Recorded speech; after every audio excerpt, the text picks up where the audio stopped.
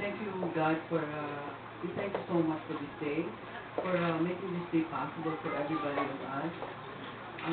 Thank you, Lord, for your faithfulness, for your favor, for all the blessings.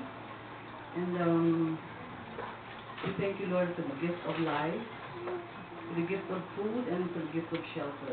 Also, Lord, we thank you for this day. May this day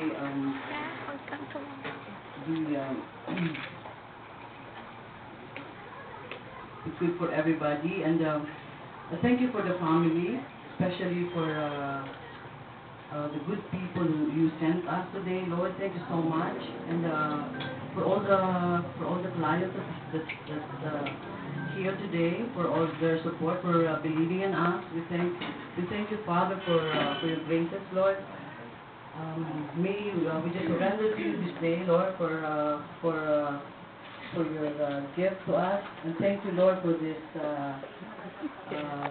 place.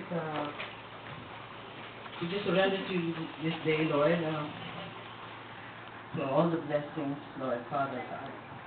And Father, may I just pray and hope that we continue to be faithful and